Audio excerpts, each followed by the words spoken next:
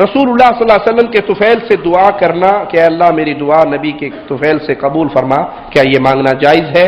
یہ تعلیم نہ قرآن حکیم نے دی ہے، نہ رسول اللہ صلی اللہ علیہ وسلم کے صحیح احادیث سے ملتی ہے، نہ صحابہ کرام کے عمل سے ملتی ہے۔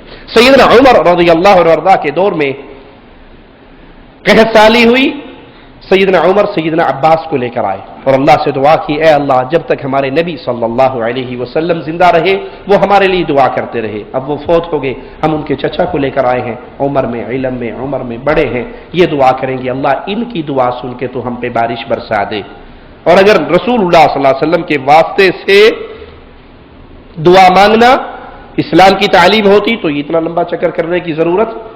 واسطہ جائز بھی ہے، آپ اللہ کو اللہ کے ناموں کا واسطہ دے کر پکارو، رحمان ہے رحم فرما دے، اے اللہ تو غفار ہے اسی صفت کا تجھے واسطہ ہے تو میرے گناہوں کو معاف فرما دے، رزاق ہے تجھے اسی کا واسطہ ہے مجھے رزق عطا فرما دے، اللہ کے پیارے ناموں کا واسطہ دینا جائز ہے، اپنے نیک اعمال کا واسطہ دینا جائز ہے۔ نیک مسلمان اللہ کے ولی سے متقی سے مواحد سے دعا کروانا جائز ہے، یہ جائز واسطے ہیں جس کی تعلیم اجازت شریعت اسلامیہ نے دی ہے۔ ناجائز واسطے یہ ہے کہ اللہ کے دربار میں کسی شخصیت کا واسطہ پیش کرنا، تجھے فلاں کا صدقہ ہے فلاں کا واسطہ ہے، یہ تعلیم نہ قرآن نے دی ہے نہ حدیث رسول صلی اللہ علیہ وسلم نے دی ہے۔ السلام علیکم ورحمۃ اللہ، حامدا و مصلیٰ و مسلما۔ سامعین اور ناظرین، آپ نے سنا اور دیکھا کہ یہ کس دھڑلے انداز میں وسیلہ اور واسطہ کو، خصوصاً سید الانبیاء کے وسیلے کو نہ قرآن نہیں بتا رہا ہے نہ حدیث پاک کے سے ثابت ہے بتا رہا ہے۔ کیا یہ سچ ہے؟ اس سے پہلے کہ ہم کچھ آگے بولیں، ہم قرآن کی دلیل پہلے آپ کو دیں۔ سورہ نساء کے آیت نمبر 64 میں اللہ سبحانہ فرماتا ہے وَلَوْ أَنَّهُمْ إِذْ ظَلَمُوا أَنفُسَهُمْ جَاءُوكَ فَاسْتَغْفَرُوا اللَّهَ وَاسْتَغْفَرَ لَهُمُ الرَّسُولُ لَوَجَدُوا اللَّهَ تَوَّابًا رَحِيمًا، کہ اے حبیب مکرم، لوگ اگر اپنے آپ پر ظلم کر لیں تو وہ آپ کے پاس آئیں، جاؤکا وہ آئے آپ کے پاس، فاستغفر اللہ وہ آپ کے پاس آ کر کے اللہ سے مغفرت طلب کریں، واستغفر لہم الرسول اور رسول بھی ان کے لیے مغفرت طلب کریں۔ رسول واسطہ دھیان دیجیے، لوجد اللہ تواب الرحیمہ، تب جا کر کے وہ اپنی توبہ کو قبول فرمانے والا اللہ کو پائیں گے اور رحم فرمانے والا پائیں گے۔ کیا ضرورت ہے؟ اللہ ڈائریکٹ نہیں قبول کر سکتا ہے، در رسول پہ کیوں بھیج رہا ہے؟ یہاں پر بولیں گے ہاں حضور صلی اللہ علیہ وسلم کے ظاہری زندگی تک، ارے جو شرک ہوتا ہے وہ ظاہری اور باطنی، وہ کچھ نہیں، اللہ ہے اللہ ہے۔ تو ایسے ہی اس کا اپوز جو ہوگا، جو شرک کا عقیدہ رکھا جائے گا کہ زندہ کے وقت شرک نہ ہو اور زندہ مطلب یہ کہ انتقال کے بعد شرک ہو جائے، یہ کیسا عقیدہ ہے؟ یہ نہایت ہی اس قرآن پاک کے اطلاق یعنی مطلق ہونے پر زیادتی ہے۔ یہ قرآن کی یہ آیت کریمہ بالکل عام ہے حضور کے ظاہری حیات تک اور بعد حیات بھی، یعنی حضور صلی اللہ علیہ وسلم کے انتقال کے بعد بھی۔ چنانچہ حضرت بلال ابن حارث مزنی کا وہ مشہور واقعہ آپ کے سامنے ہے، جس کو ان کے جو روح رواں ہے البدایہ والنہایہ کے حامل ابن کثیر نے، انہوں نے بھی اس بات کو مطلب اپنی کتاب میں نقل کیا ہے کہ رسول اللہ صلی اللہ علیہ وسلم کے انتقال کے بعد رسول اللہ صلی اللہ علیہ وسلم کے پاس آئے، انتقال کے بعد، اور آ کر کے رسول اللہ صلی اللہ علیہ وسلم سے مطلب حضرت عمر فاروق کا جو دور ہے،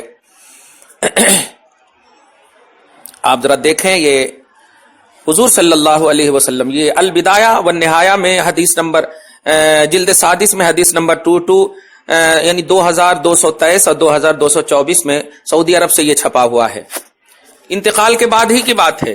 تو یہ رسول اللہ کا واسطہ بعد انتقال یا قبل انتقال، یہ سب ڈیوائیڈ کرنا یہ ان کی فطرت ہے، بس رسول کو کس طرح سے مطلب اپنے سامنے سے ہٹائیں، ان کی عظمت کو گھٹائیں، یہ ان کا مقصد ہے۔ ایک بات تو قرآن پاک نے مطلب کہا کہ رسول اللہ کا واسطہ، اس نے جو کہا تھا قرآن میں نہیں ہے تو میں نے یہ جواب دیا، اور حدیث پاک میں حضرت بلال ابن حارث مزنی یہ بھی ہے۔ اور ایک اصل سب سے امپورٹنٹ جو ہے کہ اس نے حضرت عباس کے حوالے سے جو ایک جملہ کہا ہے اس کی میں وضاحت کرنا مناسب سمجھتا ہوں۔ انہوں نے دعا کا لفظ استعمال کیا، جبکہ آپ بخاری شریف میں دیکھیں گے توسل کا لفظ ہے۔ صحابہ کہ انا کننا نتوسلو، ہم وسیلہ لیتے تھے، وسیلہ لیتے تھے، یعنی نہ کننا ندعو نہیں ہے، انا کننا یعنی ہم دعا کرواتے تھے، ایسا نہیں ہے، نہ توسلو کا لفظ ہے، وسیلہ لیتے تھے، یہ بخاری شریف ہی کی حدیث۔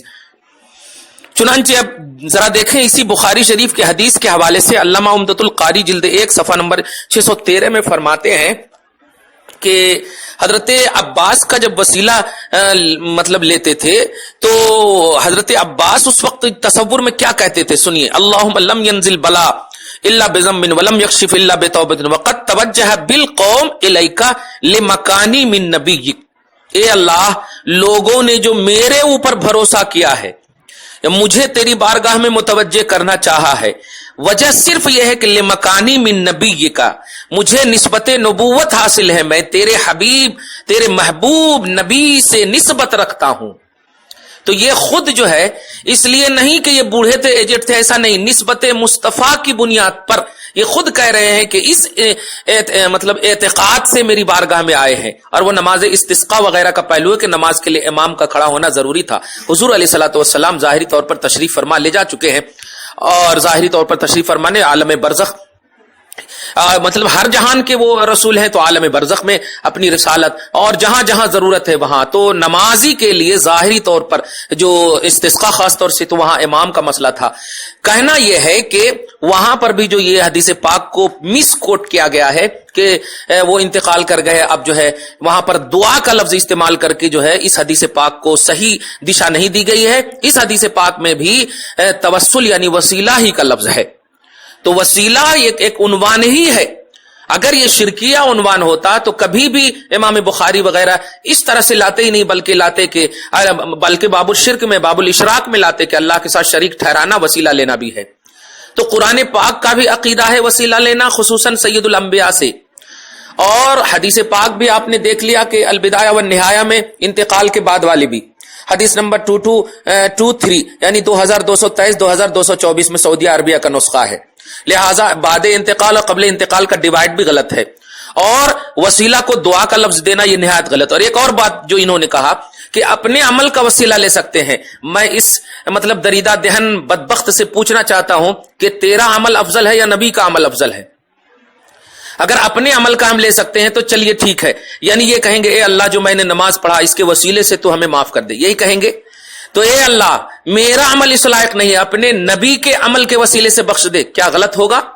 जब अमल का ले सकते हैं अपना, हम भी तो गैरुल्लाह है ना, तो हम अपना जब अमल का वसीला ले सकते हैं गैरुल्लाह होकर, तो नबी को भी अगर तुम गैरुल्लाह समझते हो तो नबी के अमल का जो हमसे बदरजहा आला और अफजल है क्यों नहीं वसीला ले सकते? और जब बात जो अमल है उसका वसीला ले सकते तो जात जो आमिल है उसका वसीला कैसे शिर्क होगा? यही यहां पर गलती करते हैं। नबी की तौहीन में, मतलब तौहीद की आड़ में नबी की तौहीन करते हैं, और वो तौहीद ही नहीं है, वो इब्लीसी फिक्र है। अल्लाह पाक आपको महफूज फरमाए। अगर आपने अभी तक हमारा चैनल सब्सक्राइब नहीं किया तो हमारे चैनल को सब्सक्राइब कर लें